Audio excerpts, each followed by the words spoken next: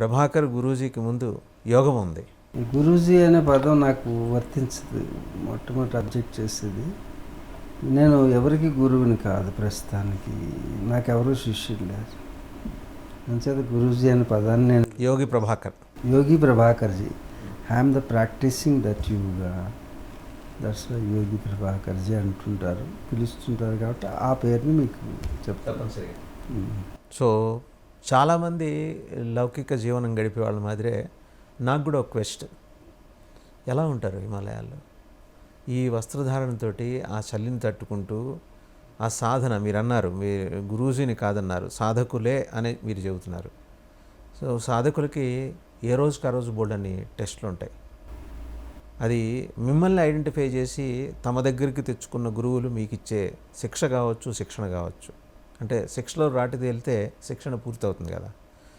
So చాలా experiences ఉంటాయి, అనుభూతులు ఉంటాయి, అవాంతరాలు ఉంటాయి. అవన్నీ ఐ థింక్ మీరు క్రాస్ చేసేసి దశలన్నీ దాటేసి వచ్చి ఉంటారు.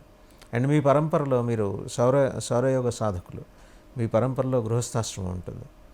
సో మీరు రెండింటినీ బ్యాలెన్స్ చేసుకుంటూ హిమాలయాల్లో మీరు స్వప్నించిన అంశాలు హిమాలయాల్లో మీకు సాక్షాత్కరించిన సందర్భాలు, మేనిఫెస్ట్ అయిన సందర్భాలు, ఆవిష్కృతమైన సందర్భాలు ఉన్నాయా? మనం చిన్నగా లోపలికి వెళ్ళాం సబ్జెక్టులోకి. మొట్టమొదటి ప్రశ్న మీది, మీరు అవగతం చేసుకున్నట్టు అనుకుంటున్నాను. హిమాలయాలు, దాంట్లో మీ ప్రవేశం, తదనంతరం మీరు అనుకున్న లక్ష్యాలని చేరేదా, మీకు హిమాలయాలు పెట్టేటటువంటి శిక్షణల అనేవి చాలా రకాలుగా మీరు అడిగారు. ప్రేక్షకులకు మరి ఆ ప్రశ్నలు అర్థమయ్యే ఉండవచ్చు మిమ్మల్ని అనుసరించే వాళ్ళకి. నాకైతే కొంచెం రకరకాల ప్రశ్నలు దాంట్లో కనపడి, ముందుకు ఒక ప్రశ్నని మనం, అందుకనే చిన్నగా వెళ్దాం లోపలికి. మీరు ఒక ప్రశ్నని మీరు చాలా కలగలిపి ఇంట్రడక్షన్ ఇచ్చారు. దాంట్లో ఒక ప్రశ్న తీసుకుని నన్ను అడగండి. ముందు శిక్షణ ఇది భారతీయ భాష యొక్క సౌందర్యం. ముందుగా మనం తెలుసుకున్నట్టయితే ప్రతి పదాలు, వాటి పదార్థాలు, పరమ పదార్థాలు, వాటిలో నిబిడీకృతమై భాషా సంస్కృతి మనకు వచ్చింది. ఇక్కడ శిక్షణ పక్కనే ఉన్నాయి మనకి చూస్తే, అణా చేరింది అంతే శిక్షకి. అందుకే ప్రతి ఒక్కరు కూడా శిక్ష అనుకుంటారు, కానీ ఆ శిక్షణకి మాత్రమే దారితీస్తుంది, శిక్షణే. అలాగే మనం ప్రతి సాధనని కూడా దాని వెనుక శిక్ష ఉంటుంది. శిక్ష పరిపూర్ణమైతే అది శిక్షణగా మారుతుంది. అంచేత ఆ ఫలితాన్ని మనం పొందాలంటే, చూడండి, చిన్నపిల్లవాడికి స్కూల్కి తీసుకుని వెళ్తే మీ అబ్బాయిని మారాం చేస్తాడు, ఏడుస్తూ ఉంటాడు. మనకు తెలుసు వాడు ఏడుస్తున్నాడు కదా, వాళ్ళకి వదిలేయి పిల్లవాడిని అంటే, లేదు అని కొట్టుకుంటూ తీసుకుని వెళ్ళి ఆ పలకిచ్చి స్కూల్లో పడేస్తాం. పిల్లాడు ఎలా ఉన్నాడో పాపం అనుకుంటూనే మనం, వాడి మీద ప్రేమ ఉంటుంది కానీ వాడిని దండిస్తాం. వాడికి స్కూల్కి వెళ్ళే పిల్లవాడికి స్కూల్కి వెళ్ళడం కూడా శిక్షే, కానీ అలాగని స్కూల్ మానేయం. అలాగే సాధకులకు కూడా అనేక రకాలైనటువంటి పరీక్షలు ఉంటాయి. ఒక ఉత్తీర్ణత పొందాలి అనుకున్న వాడికి పరీక్ష తప్పనిసరిగా రాయాల్సి ఉంటుంది. ఆ పరీక్ష కూడా ఒక శిక్షే. అలాగే ప్రతి మనిషికి తను అనుకున్నటువంటి సాధించాలంటే శిక్షని అనుభవించక తప్పదు. అది శిక్షణ అనుకుంటేనే సాధ్యం. మా జీవితంలో కూడా -50 degreesకి వెళ్ళినటువంటి రోజులు ఉంటాయి హిమాలయాలు. ఆల్టిట్యూడ్ అనేది దాదాపు 23,000 అడుగుల ఎత్తులో ఉంటుంది ఆల్టిట్యూడ్. ఎవ్రీ 3,000, 6,000, 9,000, 12,000 అండ్ 18,000, 23,000 వరకు మేము స్టే చేసేటటువంటి గుహలు ఉంటాయి. ఈ గుహలు ఒక్కొక్కప్పుడు ఆ గుహలు దొరకనటువంటి ప్రాంతాల్లో కూడా మేము స్టే చేయాల్సి వస్తుంది. గుహల్లో ఉన్నంతసేపు గాలి నుంచి తట్టుకోవచ్చు, కానీ హిమాలయాల్లో గాలి, ఇక్కడ ఒక చంద్రుడు చల్లదనాన్ని తట్టుకోగలుగుతాం. అక్కడ సహస్ర చంద్రుల యొక్క చల్లదనం ఉంటుంది. 1000 చంద్రులు ఒక్కసారే చల్లగా ఉంటే ఎలా ఉంటుందో అంత చల్లగా ఉంటుంది. గడ్డగట్టే ఎంతటి గడ్డ కట్టడం కాదు, అసలు కదలడం అనేది ఉండదు. అంతటి చల్లగా ఉంటుంది. చల్లగా ఉండడమే కాదు, ఆ చల్లదనానికి తోడు ప్రచండమైనటువంటి గాలులు వీస్తుంది. ఈ గాళ్ళు సన్నటి బ్లేడ్తో కోస్తే పర్వాలేదు, కానీ సన్న బ్లేడ్ కంటే పదునుగా ఉండే, కోసినట్టు సన్నటి బ్లేడ్ కంటే ఇంకా పదునుగా, ఇంకా సన్నగా ఉండేటువంటి బ్లేడ్స్తో కోస్తున్నట్టు శరీరాన్ని కోస్తూ ఉంటుంది గాలి. చల్లటి ఐస్ తోటి కోస్తున్నట్టుగా ఉంటుంది గాలి. అంతేకాదు, అంత చల్లగా ఉంది కదా అని వేడి లేకుండా ఉండదు. ప్రచండమైనటువంటి వేడి ఉంటుంది. ఒక పక్కన చల్లదనం, ఇంకొక పక్కన సూర్యుడు యొక్క వేడి. ఆ కిరణాలు ఎలా ఉంటుందంటే there are no filters to filterize the UV rays, direct rays. ఎందుకంటే ఆల్టిట్యూడ్ అనేటటువంటిది, మేఘాలు అనేవి కింద ఉంటాయి, మేము పైన సంచరిస్తుంటాం. మేఘాలకి పైన, మా పాదాల కింద ఎక్కడో మేఘాలు ఉంటాయి. పర్వతాల యొక్క శిరస్సులు ఆకాశంలో, పాదాలు పాతాళంలో ఉంటాయి పర్వతాలకి. కాబట్టి అలాంటి ఎత్తైనటువంటి ప్రదేశాల్లో సంచరించడం అనేటటువంటిది, ఎక్కువ సంచరిస్తామంటే సంచరించము, కానీ ఆ పైన నీళ్ళు ఎక్కడైతే మేఘాలు ఉండవో డైరెక్ట్ అల్ట్రావైలెట్ రేస్ వచ్చి. అంతేకాకుండా సూర్యుడు ఎక్కువసేపు కనపడతాడు మనకి ఎత్తులో ఉండడం వల్ల. కాబట్టి పగలనేది ఎక్కువగా ఉంటుంది.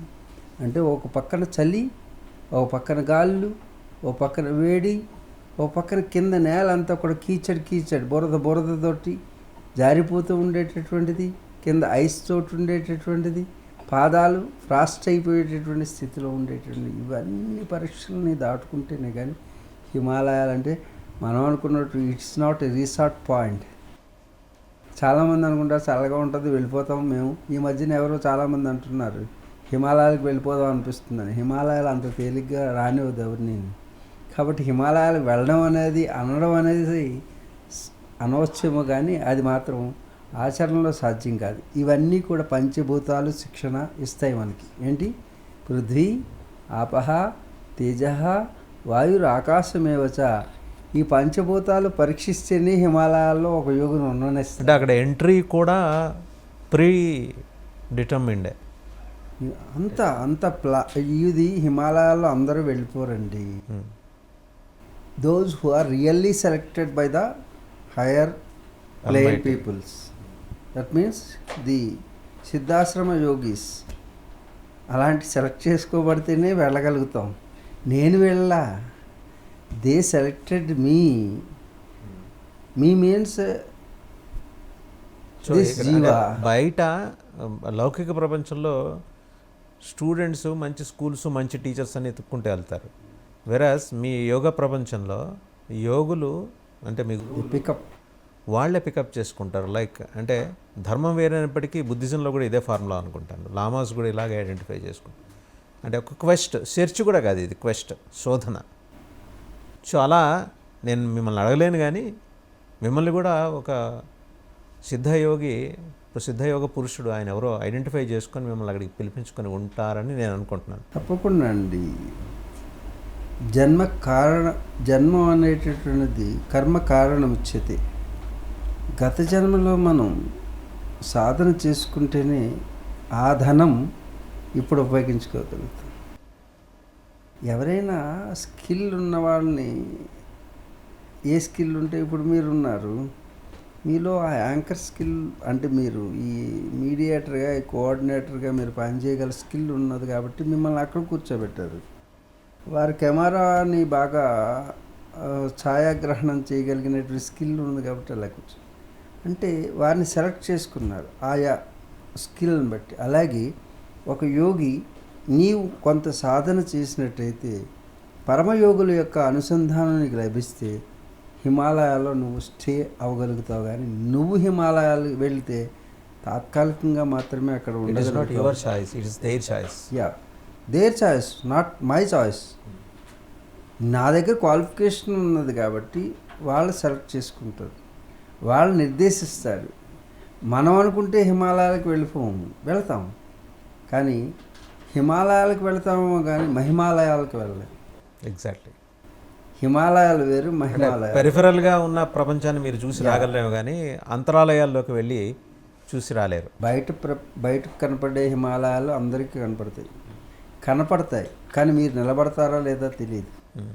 కానీ నిలబడాలంటే మాత్రం నిలబడాలి. మహిమాలయాల్లో ఉన్నటువంటి యోగుల యొక్క అనుగ్రహం మనకు ఉండాలి. ఆ అనుగ్రహాన్ని ఎలా ఐడెంటిఫై చేస్తారు? అంటే మేము మెటరలిస్టిక్ వరల్డ్లో ఉన్నాం, మాకు బోళ్ళని సందేహాలు ఉంటాయి. ఒకసారి ఆ సందేహాలు మీ పోటీ సాధకులకి ఆశ్చర్యంగాను నవ్వు తెప్పించే విధంగాను కూడా ఉండొచ్చు. అది మా అజ్ఞానం మాత్రమే. సో అవుట్ ఆఫ్ క్వెస్ట్ లేకపోతే అవుట్ ఆఫ్ మై అజ్ఞానం నేను అడుగుతున్నాను, ఎలా ఐడెంటిఫై చేసుకుంటారు మీ గురువులు మిమ్మల్ని, మీ యోగులు, సిద్ధపురుషులు? ఇప్పుడు నాతోటి ఇంటర్వ్యూ చేస్తున్నారు. మనం ఒక గంట క్రితం మన ఇద్దరం కలుస్తామని మనకు నమ్మకం, మనకు తెలియదు. మీరు నన్ను ఎలా సెలెక్ట్ చేసుకున్నారు, నేను మిమ్మల్ని ఎలా సెలెక్ట్ చేసుకున్నాను చెప్పండి, చెప్పగలుగుతారా? ఖచ్చితంగా నేనైతే సెలెక్ట్ చేసుకున్నాను, ఒక గురువుని నేను సెలెక్ట్ చేసుకోలేదు కదా. సెలెక్ట్ చేయలేదు మీరు కానీ నేను కానీ సెలెక్ట్ చేయలేదు. It was happened in the same way. ఆ స్కిల్ ఉన్నటువంటి వాళ్ళు మాత్రమే అక్కడికి చేరగలుగుతారు. వాళ్ళు కూడా సంకల్పం చేశారని మీరు చెప్పకూడదు. Nature will connect them. Nature means సహజంగా నీలో ఉన్నటువంటి స్వభావం నేచర్, బయట ఉన్నటువంటి నేచర్, అవతల ఉన్నటువంటి వాళ్ళ యొక్క సాధారణ నేచర్, ఇవన్నీ కాంబినేషన్స్ తోటి it was happening thing. Just it was happening అంతే. అంతరిక్షంలో ఫోర్సెస్, వాటి ప్రస్తారాలు, సంయోగాలు, పర్మిటేషన్స్, కాంబినేషన్స్ వల్ల ఇది సాధ్యమవుతుంది అంటారు. అంతరిక్షానికి అంతరంగానికి సంబంధం లేదా అంటే అంతరిక్షము అంతరంగం ఒకటే. మీరు బయట ఉన్న ప్రపంచం, అంతఃప్రపంచం రెండు ఒకటే. రెండు ప్రపంచాలు లేవు. నిజానికి it's a form. It was accumulated matter was formed like you. It's a bubble created by the nature. Nature means it's a combination of chemical bondage. ఈ కెమికల్ రియాక్షన్ ద్వారా పదార్థం వస్తుంది. అర్థమవుతుంది? మీరేమీ నాకంటే భిన్నంగా లేరు. మీరు అనుకుంటున్నారు. ఇట్స్ ఆల్సో ఏ మిత్, లేకపోతే అజ్ఞానం. నాకంటే మీరు అన్యంగా లేరు, అతను మనకంటే అన్యంగా లేరు. చీమ, దోమ, భామ నేను ఎప్పుడు చెప్పేది ఈ మూడు ఒకటే. కాకపోతే ఫామ్స్, డిఫరెంట్ ఫామ్స్, బట్ లోపల ఉన్నటువంటి ఎనర్జీ ఒకటి. అందరిలోనూ ఉన్నటువంటి మీ ఆత్మ, నా ఆత్మ, వారాత్మ ఉండదు. అందరిలో ఉన్నటువంటి ఆత్మ ఒకటే అయి ఉన్నది. ఏ విధంగా బబుల్స్ ఊదిన వెంటనే ఆ బబుల్స్ అన్నీ కూడా ఫామ్ అయి పెద్దది చిన్నది డిఫరెంట్ షేప్స్ తీసుకున్న తర్వాత అవన్నీ పేలిపోతే లోపల ఉన్న గాలి ఎక్కడికి వెళ్తుంది? అన్నిట్లో ఉన్న గాలి ఒకటి. అందరిలో ఉన్నటువంటి ఆత్మ ఒకటే. చాలామంది అనుకుంటారు నీ ఆత్మ వేరు, నా ఆత్మ వేరు. నో, జీవాత్మలు వేరు. ఏంటి అదేంటండి మరలా ఇదేదో కొత్తది తెచ్చారు? ఆత్మ ఒకటే అందరిలో ఉన్నది, కానీ జీవాత్మ వేరు. ఆ జీవుడండి ఆత్మ అంటే ఇవన్నీ పేర్లు. ఏ స్టేజ్లో ఏ పేరు ఉంటుంది, అన్నీ ఒకటే, కాకపోతే డిఫరెన్స్ ఉంటుంది.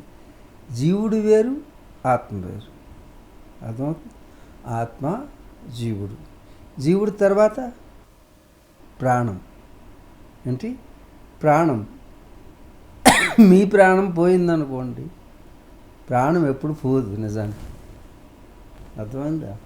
అనుసంధానం పోతుంది, ఇంటర్లింక్ పోతుంది. ప్రాణం ఒకటి లేదు మనకి. మీలో 10 విధాల ప్రాణాలు, 10 విధ ప్రాణాలు ఉన్నాయి. నాలోనూ 10 విధ. అంటే ప్రాణం అంటే చాలామంది అనుకుంటారు ఇట్స్ ఏ యాక్టివిటీ చేసేటువంటి ఒక మోటార్ అనుకోండి. అంటే మీ కళ్ళు ఎలా కదలాలి, ఇక్కడ మోటార్ పెడతాం బ్లింక్ చేయడానికి. తుమ్మాలి, అక్కడ ఒక మోటార్ పెట్టాం. అర్థమవుతుంది? దగ్గాలి, ఒక మోటార్ పెట్టాం. ఇలాగ మోటార్ పెడితే వీటిని ఉప ప్రాణాలు అంటారు. చిన్న చిన్న పనులు చేయడానికి. కన్నురెప్పలు వేస్తున్నాయి, కన్నురెప్పలు బ్లింకింగ్, దగ్గాలి, తుమ్మాలి, ఎక్కుళ్ళు రావాలి. ఇవన్నీ మోటార్ సిస్టమ్, అంటే ఆ శక్తి పనిచేస్తుంది కాబట్టి అదొక ప్రాణం అనమాట. ఇలాగా 10 విధాలు 10 రకాలు ఉన్నాయి మనలో ప్రాణాలు. మీరు ఇందాక వెళదాం. 4-5 కాంట్రాస్టింగ్ పాయింట్స్, అంటే క్వైట్ ఇంట్రెస్టింగ్.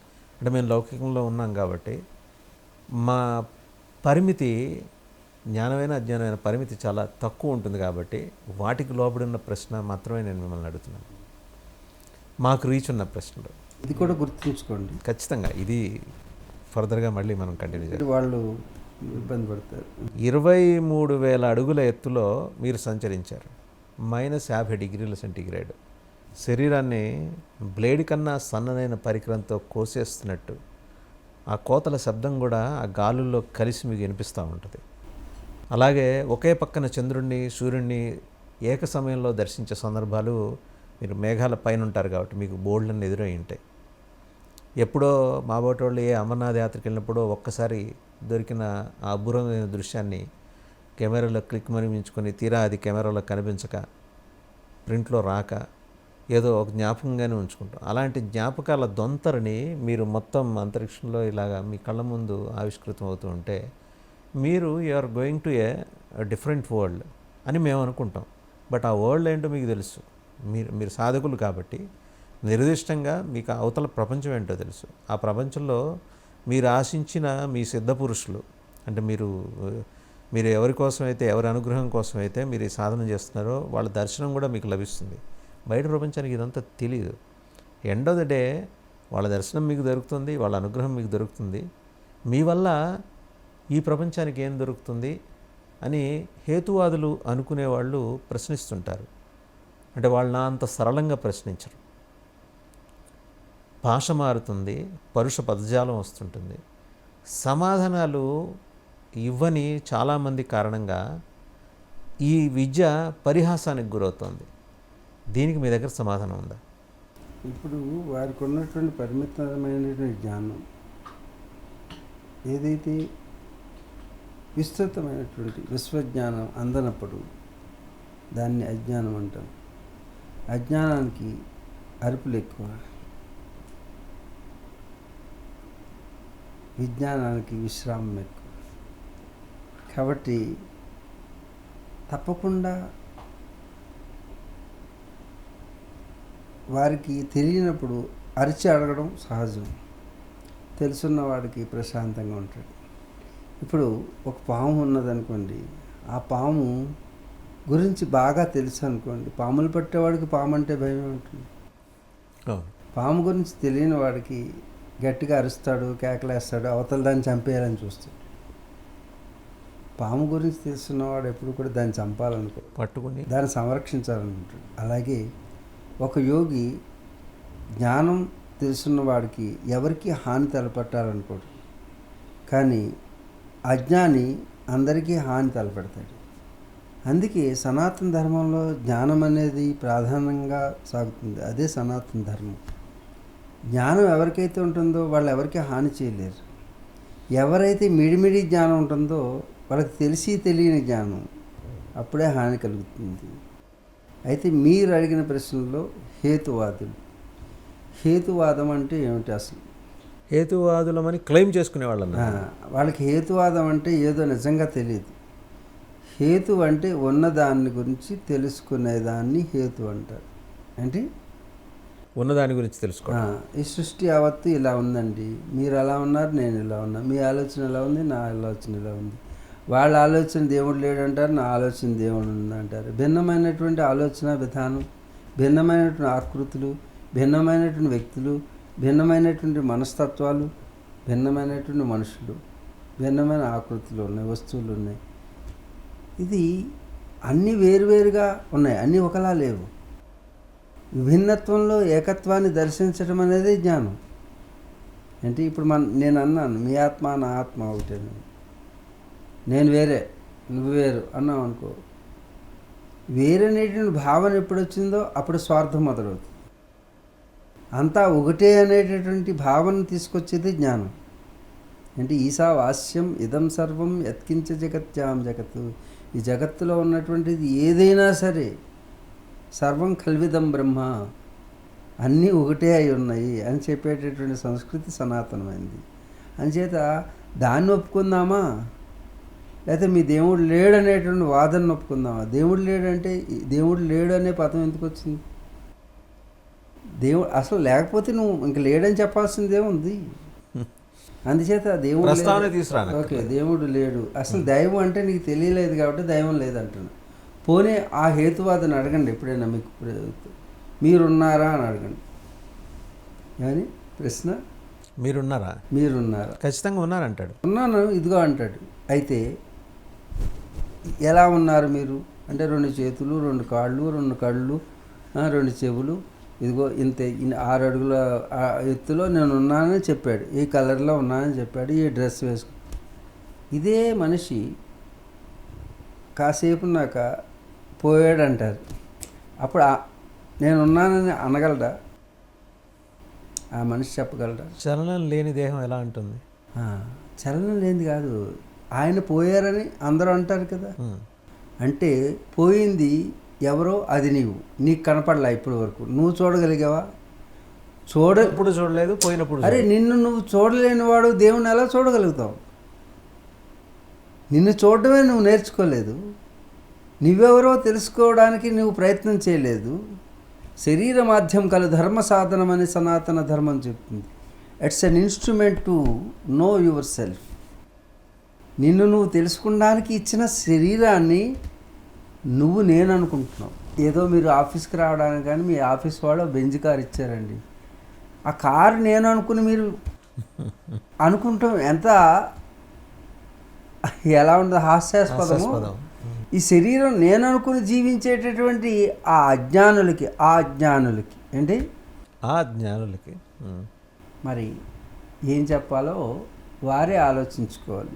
కాబట్టి ఇంకొక మెట్రలిస్టిక్ యోగి ప్రభాకర్జీ, జాంబవంతుడు, పరశురాముడు, ఆంజనేయ స్వామి, కొత్తగా లేటెస్ట్గా అశ్వత్థామ, వీళ్ళందరూ కూడా ఇంకొక 2 ఉన్నారేమో. అంటే నేను నా లిటిల్ విజ్డమ్కి అందుతున్న 4 పేర్లే చెప్తున్నాను. చిరంజీవులు, మార్కండేయుడు, ధ్రువుడు.